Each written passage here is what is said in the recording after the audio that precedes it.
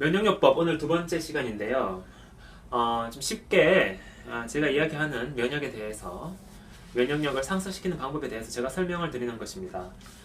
저번 시간에 그 면역요법의 어떤 첫 번째 얘기 드린 부분이 굉장히 중요한 내용입니다. 댐 이야기도 드렸고요. 댐에 물이 차는 것을 우리 몸이 어떤 영양소가 차면서 염증이 생기려고 하는 어떤 그 현상에 비유해서 설명을 드렸습니다. 음식을 먹는 방법에서 음식의 간격이 중요하다고 얘기했고요.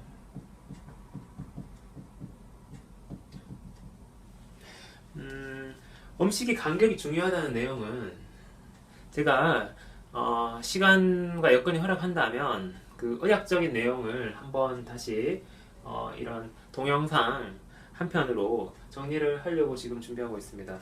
음식 간격이 중요하다는 것은 경험적인 것뿐만 아니라 이론적으로 그 부분이 충분히 어느 정도 그 아웃라인을 잡았다라고 생각하시면 되겠습니다. 그 다음에 배고프고 한두 시간 이게 중요하다고 했죠. 배가 고프다라는 느낌이 들고 그 다음에 1시간에서 2시간 기다리는 거, 이것은 이때 면역력이 강해진다는 것입니다. 배가 완전히 꺼지고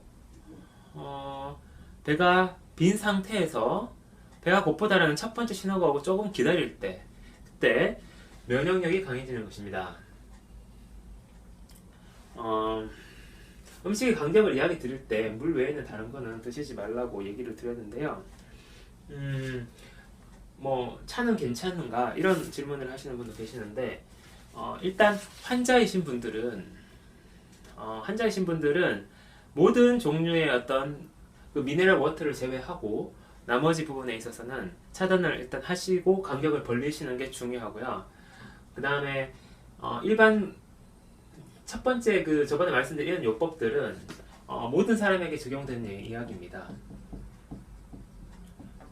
모든 사람이 건강의 단계를 10단계에서 1단계까지로 나눴을 때 가령 1단계가 가장 건강한 상태, 10단계가 병이 난 상태, 예를 들어서 만성염증이나 암이 생긴 상태로 생각할 수 있습니다. 그래서 이렇게 했을 때 대부분의 사람은 이 단계에 도달하지 못하고 있습니다. 제가 이야기 드린 방법은 음식이나 어떤 모든 거에 상관없이 음식을 몸에 좋은 음식을 어떤 걸 드신다든지 그런 부분이 중요하다기보다는 전체적인 틀에서 음식의 간격, 그러니까 음식을 덩어리 지어서 먹어야 된다는 거죠. 그러니까 중간중간에 먹어버리면 배가 쉴 수가 없기 때문에, 그리고 이 배고프고 한두 시간 동안 면역력에 강한 작용, 면역력이 강하다라는 것은 무엇이냐 하면 우리 몸의 암세포라든지 못 쓰는 세포들을 정리하는 단계라고 보시면 됩니다. 그래서 이렇게 된다고 볼 수가 있고요. 하루에 3가지 국면을 얘기 드리면서 3가지 국면, 이 3가지 국면에 대한 동영상은 제가 앞에 염증의 정의라는 동영상에서 여러 표현이 있는데요. 지금 12번까지 오기 전에 중간 단계에 보시면 하루에 3가지 국면에 대한 자세한 이야기를 보실 수 있습니다. 제가 어제 말씀드렸듯이 서론 3 이후에 면역요법이라는 게 조금씩 등장하면서 조금 전문적인 이야기와 함께 진행이 된다는 사실 기억하시면은 음식의 간격과 이런 이야기들을 조금 더 다른 각도에서 구체적으로 들으실 수 있을 것입니다. 3가지 국면에서 우리는 활동할 때의 어떤 상황, 그 다음에 교감, 그 다음에 소화의 상황, 배에 뭐가 있는 거죠. 배가 음식을 먹고 뭔가를 받아들이는 상황, 살도 찌는 단계인데요. 소화 단계, 그 다음에 소화가 끝나고 배가 이제 소화가 끝나니까 비워버리죠. 그리고 에너지를 다 쓴 상태, 소화가 끝나고 그 소화된 영양소까지도 다 소진한 상태에서 어떤 면역력이 강해지는 이 단계의 하루에 3가지 국면 중요하다고 말씀드렸습니다. 이것이 부족해진다. 그렇기 때문에 우리가 건강에 이룰 수 없다. 그래서 제가 말씀드린 방법을 계속 시행하시다 보면 건강의 단계까지 계속 나아가는 거죠. 우리가 병이 나신 분들이 아니더라도 병을 이제 극복하고 끝나고 나면 9에서 한 8단계 정도에 머무르게 되는데요. 9에서 8단계 정도 이럴 정도에서는 굉장히 재차 병이 발생하기 쉬운 단계라고 보시면 됩니다. 그래서 이런 작용을 이런 상황을 계속 꾸준히 매일매일 지키고 해 나가셔야 된다는 의미가 되겠죠. 그래서 이제 이 소진의 부교감, 부교감의 상태, 이제 교감, 부교감이란 말도 좀 익숙해지셔야 되는데요. 좀 어려운 얘기죠. 만성염증과 암의 비밀을 풀다라는 제 동영상 시리즈가 있는데요. 한 37개 정도 되는, 거기서 보면 교감과 부교감에 대해서 자세히 설명이 되어 있는 동영상이 3개가 있습니다. 그 내용을 보시면 아는데요. 요거는 교감 상황이고 나머지 2개는 부교감 상황으로 보시면 되겠습니다.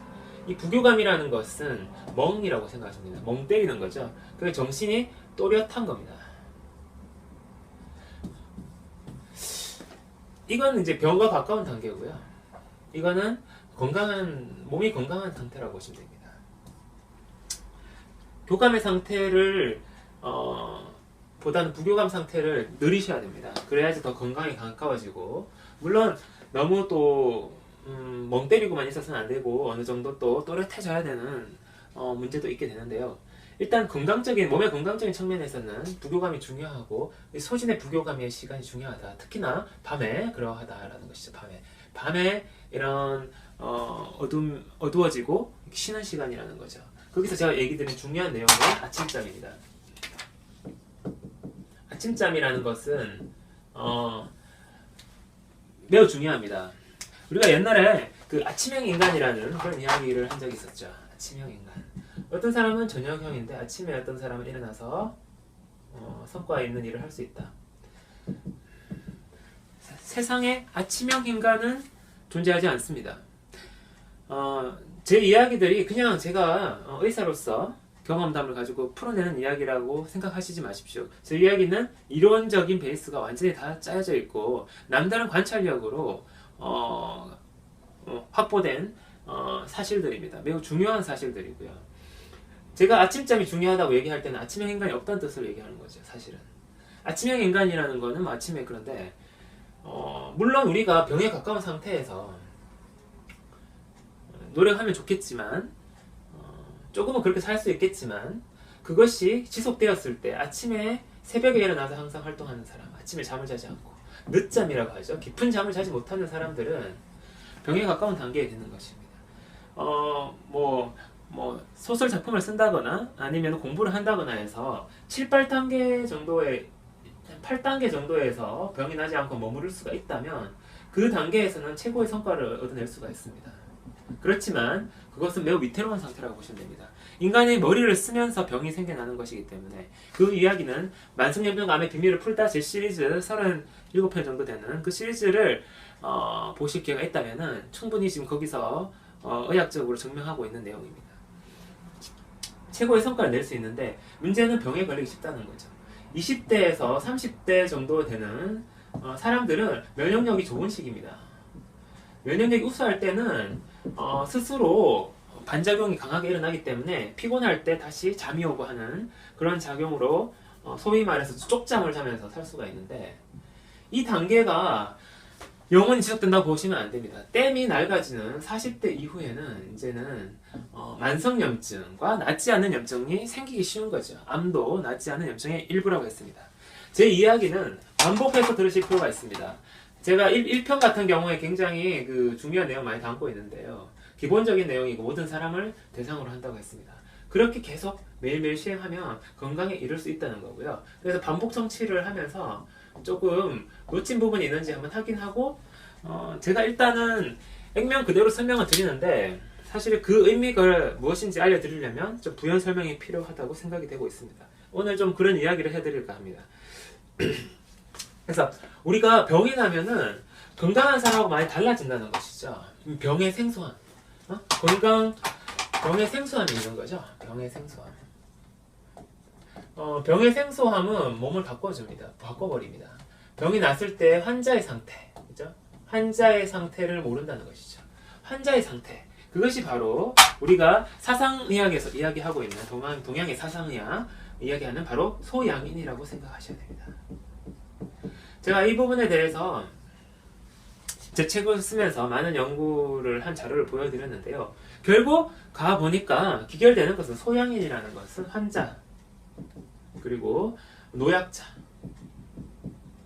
그리고 병의 단계에 가까운 사람, 가까운 몸의 형태를 지니고 있는 사람, 이것이 바로 소양인이라는 것이었습니다. 결국 우리는 소양인이 아니라 소음인이 되기 위해서 노력을 해야 되는 것이고, 물론 태음인이 되는 건 쉽지 않습니다만 소양인에서 소음인을 오가는 것은 가능하다는 것이죠. 그것은 바로 소음인이라고 하는 그 건강한 상태에 도달하는 것입니다. 머리를 많이 쓰는 사람들, 스트레스가 많이 받는 사람은 소양인 되기가 쉽습니다. 염증이 발생하기 쉬운 사람이죠.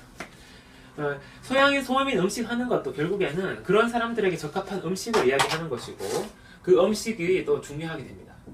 음식 이야기는 다음에 지금 면역요법에서 지금 가장 간단하면서도 가장 명확한 방법으로 일반인에게 쉽게 설명을 해드리고 있는데요. 음식에 대한 부분도 중요하기 때문에 다루어질 예정입니다.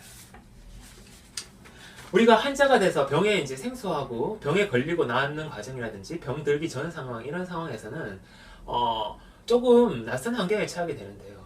어떤 사람이 태음인 혹은 소음인이었다가 바로 소양인 스타일의 몸이 바뀌게 되면은 옛날에 맛있던 음식이 맛이 없고 부담되는, 좋아하던 음식을 먹었을 때 문제가 생겨서 건강이 더 나빠지기가 쉬워지게 됩니다. 이렇게 될 때 제가 그 만한 비풀의 마지막 편 가립구 증가증이라는 것을 이야기 드리는데요. 가립구 증가증에서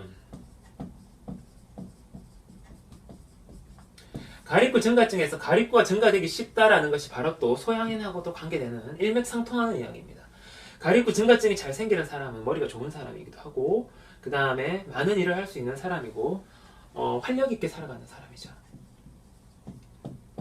머리에 사용하고도 관계가 있습니다. 두뇌의 사용. 가립구 증가증, 이 가립구가 증가되는 사람들은 이 소진의 부교감, 소화가 끝나고 기본적인 1차적인 잠, 얕은 잠을 자고 나면 잠이 깨어버립니다. 우리는 깨어버렸을 때 그것이 이제 뭐 깼으니까 활동하고 공부하고 일하자라는 생각을 갖기가 쉬운데요. 제가 말씀드렸듯이 아침형 인간은 존재하지 않습니다. 늦잠을 자야 되는 것이죠.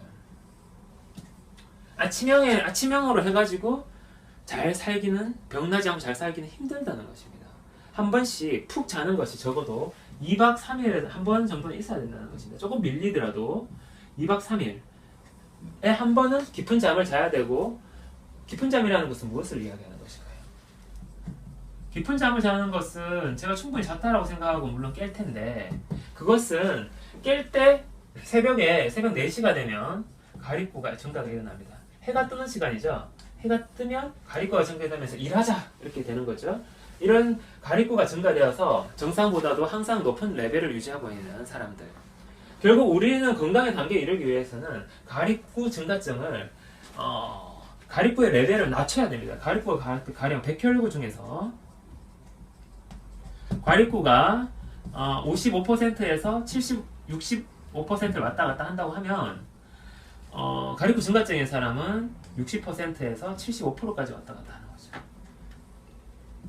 가립구가 일정하게 이하로 떨어지지 않기 때문에 이 가립구와 상반되는 백혈구인 임파구의 어떤 치유와 정리 작업, 다 정리하는 거죠. 암세포부터 시작해서 오랜 나쁜 영양소까지도 다 정리하는 건데, 이런 작용이 일어날 수 없다는 것입니다.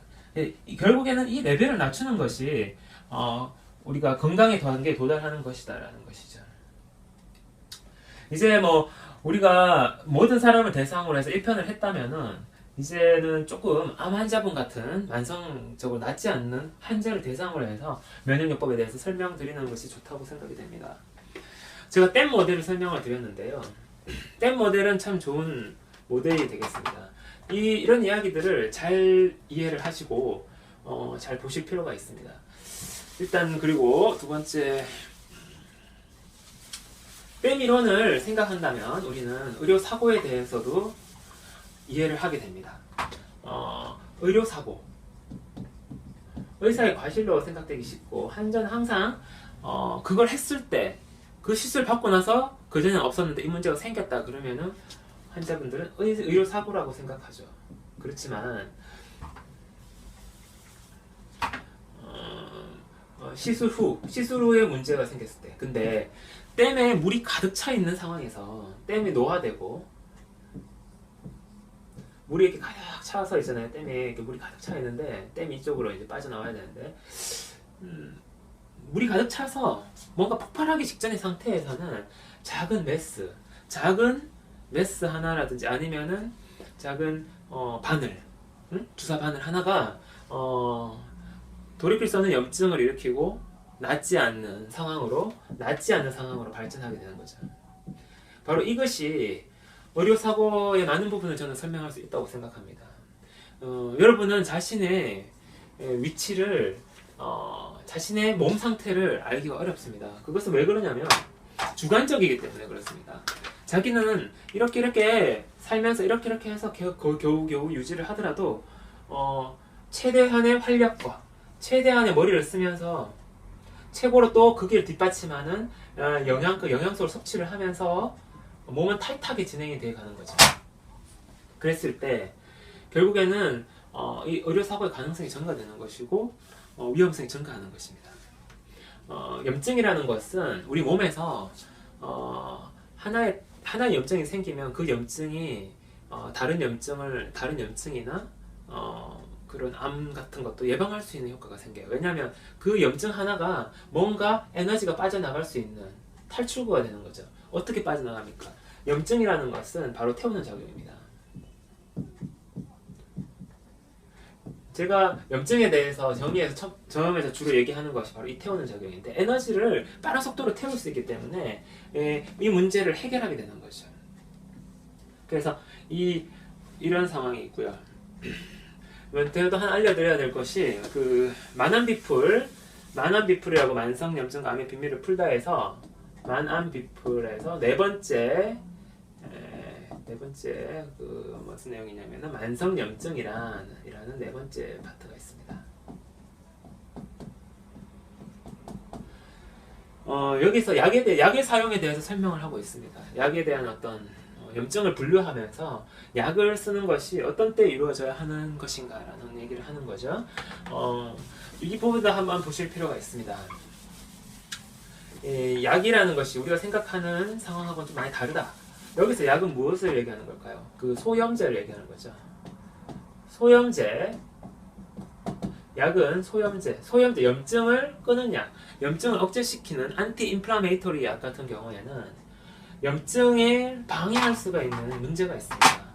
염증이라는 것이 우리가 어떤 목적을 갖고 있는 행위인데, 그 염증을 방해하게 되면은 그것은 나중에 더 큰 염증이나 딜레이 되는 효과가 나는 거죠.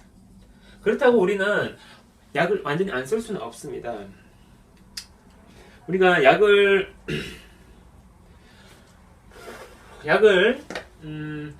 쓰게 되는 방법에 대해서 제가 거기 만성염증이라는 파트에서 거기 또 그 동영상 설명란에 부연 설명을 해놨는데요.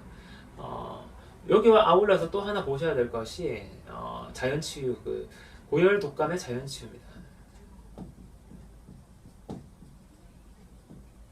고열 독감의 자연치유를 한 것에서 고열을 어떻게 치료하는 것인가, 이 자연치유법에 대해서 여러분이 알게 되신다면 약을 최소한으로 쓰면서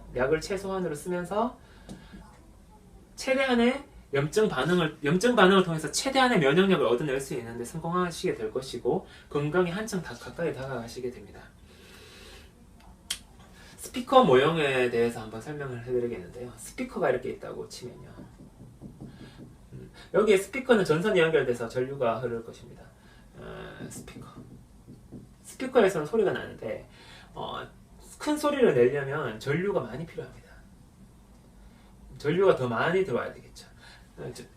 많은 에너지를 필요로 합니다. 그리고 작은 소리를 내려면 좀 적게 필요하고, 그렇게 될 것입니다. 그러면은 이 스피커는 우리 몸이 사용하면서 이렇게 울리고 다니는 활력이라고 볼 수가 있습니다. 활력이 많은 사람들은 에너지가 많이 필요하죠.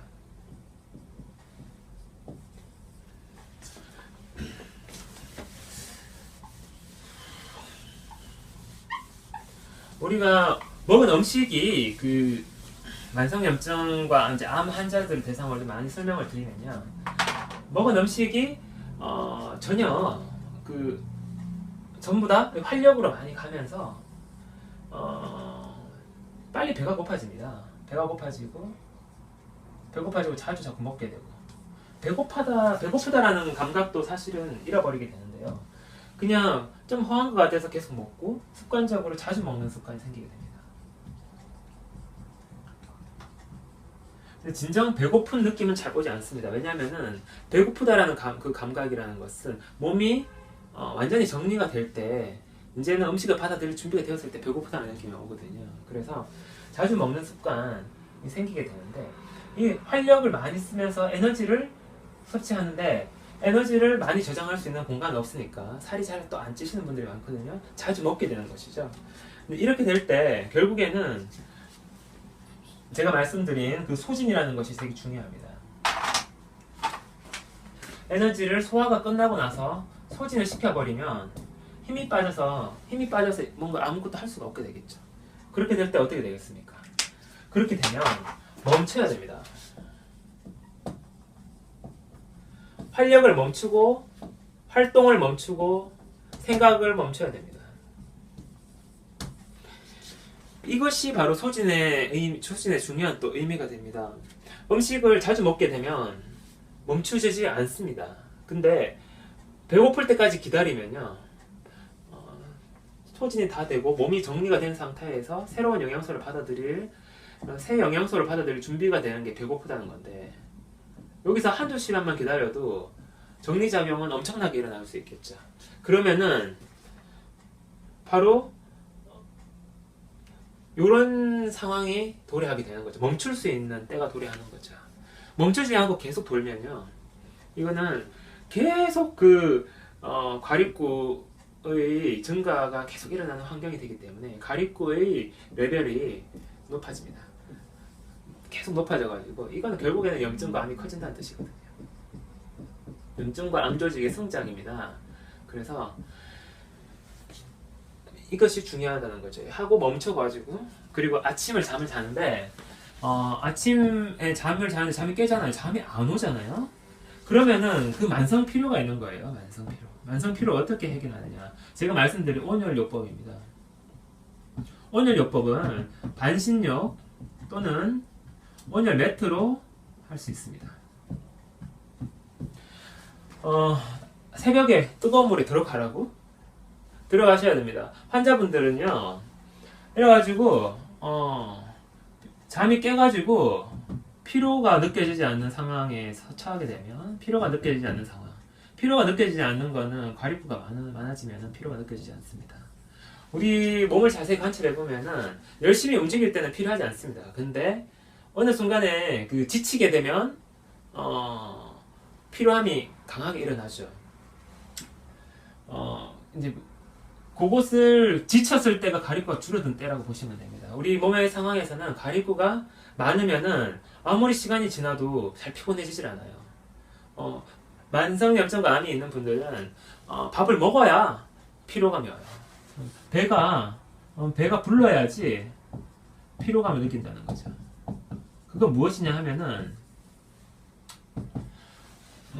그거는 부교감, 소화에 의해서 소화할 게 생기면은 부교감이 강해지거든요. 그러면은 이거는 뭐 억지로 우리가 활동하는 교감신경을 억지로 바꾸는 거예요. 그래서 아침에 잠이 깨면 과립구가 다시 증가되기 시작하니까. 왜냐하면 해가 뜨면 해 뜨는 거하고 관계가 있거든요. 그래서 피로감이 느껴지지 않는데, 이때는 잠을 덜 잔 겁니다. 얕은 잠을 자고 끝난 거죠. 이럴 때는 온열요법을 시행해야 됩니다. 물에 들어가시는, 벌거벗고 물에 들어가면 가장 자연적이고 좋죠. 몸을 회복하는데도 옷을 벗는 것은 굉장히 도움이 되는데요. 온열 매트를 사용할 수도 있습니다. 온열 매트에 온도를 올리는 거죠. 그러면은 어떻게 될까요? 몸에 땀이 나게 됩니다.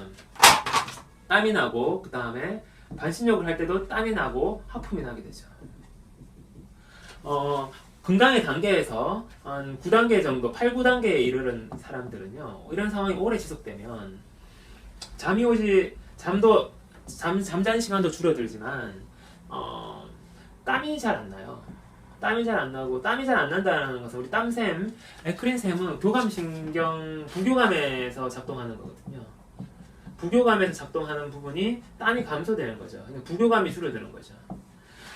그러니까 부교감은 휴식과 쉼에 대한 것이다. 좀 어려운 부교감, 지금 얘기를 드리려면 자세히 정확하게 설명을 드리려면 좀 어려울 수밖에 없는 게 좀 한계인데요.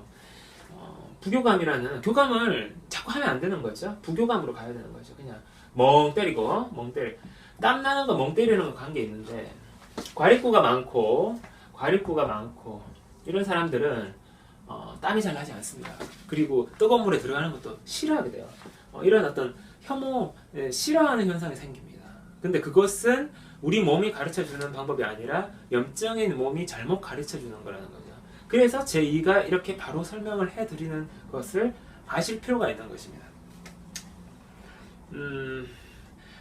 배가 고프면 여기 만약 그 다음에 배가 고파지는 게 아니라 이렇게 물에 반신욕을 해서 들어가면 어떤 현상이 일어나냐면요, 물론 하품도 나고 땀도 좀 나면서 다시 피곤이 몰려옵니다. 배도 약간 고픈 듯 하지만 피곤이 더 강해지면 잠을 잘 수가 있습니다. 이 교감신경, 이것을 이렇게 해서 교감신경이 강한 과립구가 많고 교감의 작용, 교감신경이 발달한 거죠. 신경이 자꾸 쓰면 신경이 더 회로가 굵어지고 회로가 더 발달하고 더 많아지는 그런 교감신경의 발달이 생기게 되는데요. 이걸 끊기 위해서는 이걸 끊어내고 다시 부교감으로 들어가야 하는 작용을 해야 됩니다. 그것이 제가 1번에서 말씀드린 매일매일의 작용이죠. 음식을 소진시켜주고 열을 가해주는 거죠. 그래서 땀을 즐겨내시라는 것입니다. 땀을 즐겨내면 땀이 나는 거는 과립구가 줄어든다는 뜻입니다. 왜냐하면은 바깥이 더우면요, 과립구는 작아져요. 과립구 숫자가 줄어들어요. 왜 그러냐면 과립구 자체가 추울 때 열을 내는 작용을 하기 때문에 바깥이 더워지면은 외부에서 막 뜨겁게 막 이렇게 가해지면은 과립구가 줄어들게 되는 것이죠. 이 과립구가 줄어드는 건 결국 염증이 감소된다는 뜻이거든요. 이런 상황을 통해서 계속 면역요법을 시행하다 보면 처음에는 배가 고픈데 배가 비었는데, 배가 공복이죠. 배가 공복이 되었는데도 배가 고프지 않다라는 신호가 떨어집니다. 신호가 나옵니다. 이런 사람은 병이 있는 사람들도 마찬가지고 매우 필요한 사람도 마찬가지입니다. 배가 비었음에도 불구하고 배가 고프지 않다. 이 상황이 되게 1차적으로 중요한 상황입니다. 1차 중요한 상황. 아침에 새벽에 깼을 때 새벽에 잠이 도통 안 온다, 밤에도 안 오지만 도통 안 온다, 이럴 때 있잖아요. 영양소에 소진이 되었는가, 영양소 소화돼서 다 먹었던 영양소가 소진에 이르렀는가를 생각해야 되고, 소진에 이르렀을 때는 열을 가야 됩니다. 그러면은 그 단계를 극복하실 수가 있죠.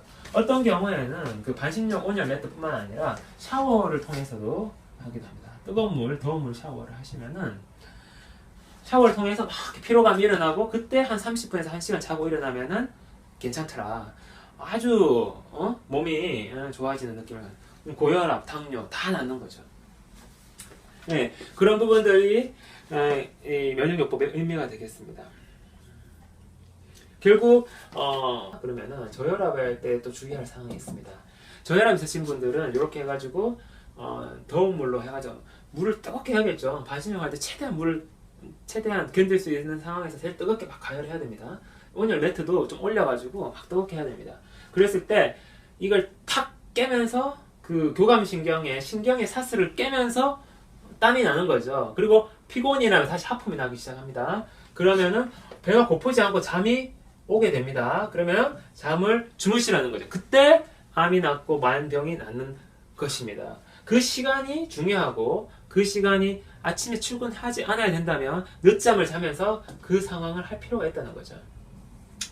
암 조직이라든지 만성 염증 조직이 있는 사람들은 이 한번 부교감은 마치 용수철과 같아요. 용수철과 같아서 이 면역 회복 작용을 이제 부교감이라고 생각하시면 되는데,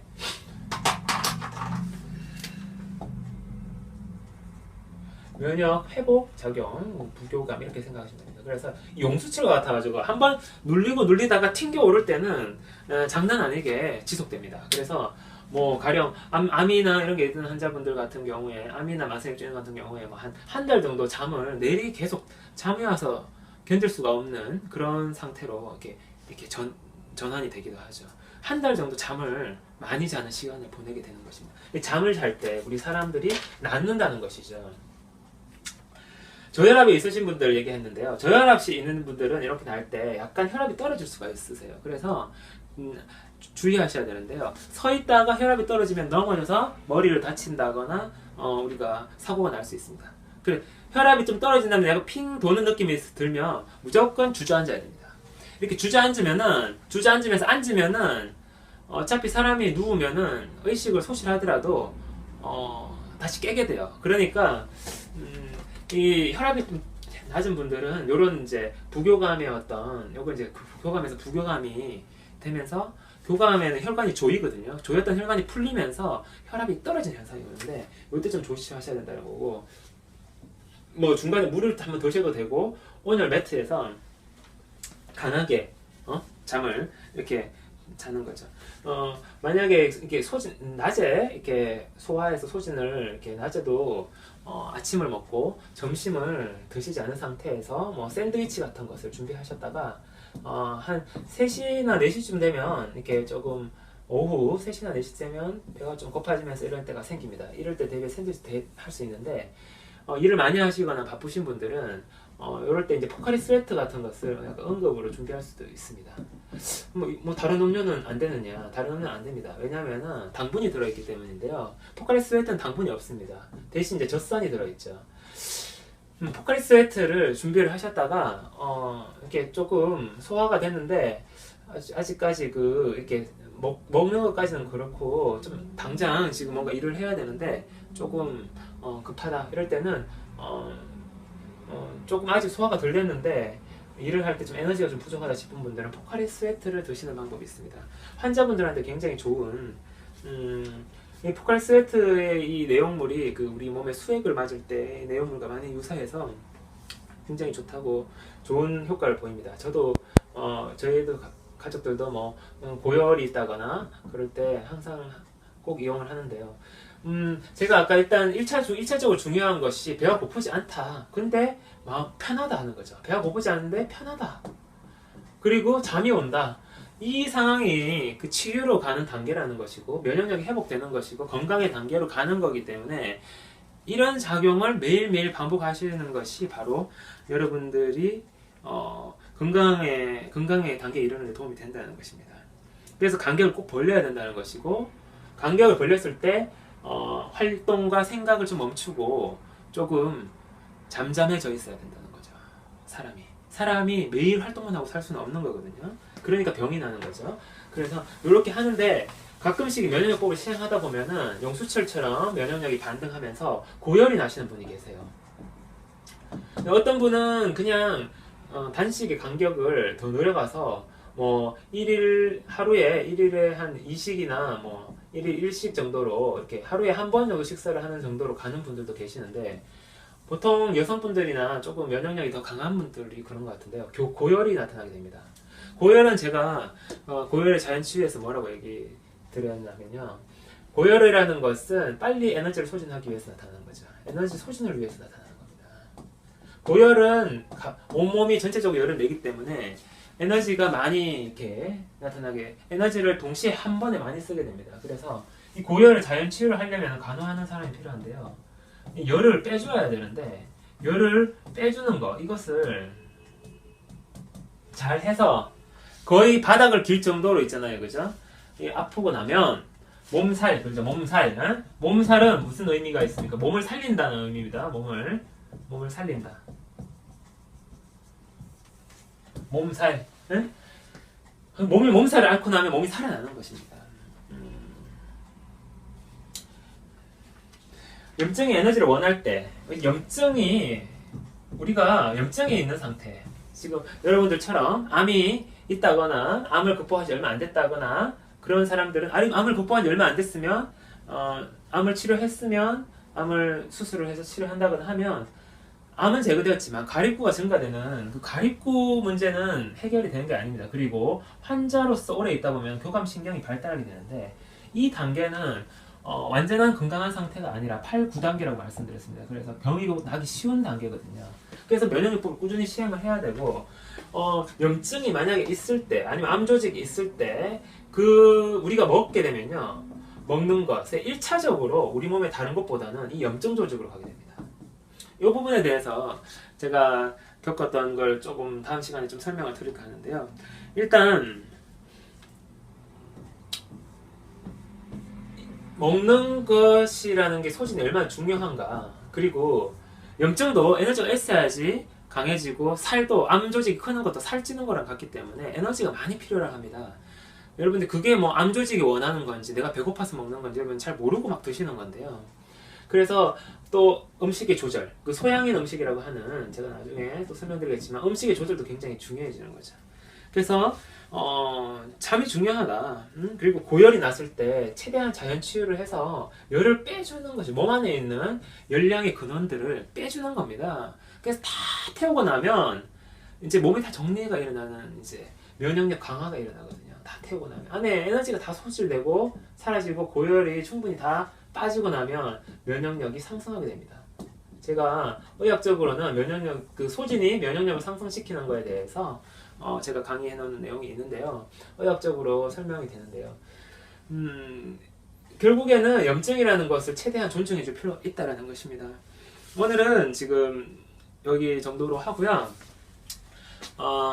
다음 시간에 또 좀 어렵게 진행이 됐는데, 이게 제가 뜻하지 않게 여러분들 어렵게 설명해, 질문이 있으시면은 질문해 주시면은 제가 성의껏 답변해 드리겠습니다. 일단 여러 가지 상황을 설명드리다 보니까 오늘 처음 나온 이제 여러분들 일반인들이 보실 때는 교감, 부교감이라는 단어가 좀 어려울 수 있는데요. 우리에게는 교감, 부교감, 멍해지는 그 시간이 필요하다. 그리고 아침에 잠을 못 자고 살면 얼마 살 수 없다라는 것, 그것을 기억하시면 되겠습니다.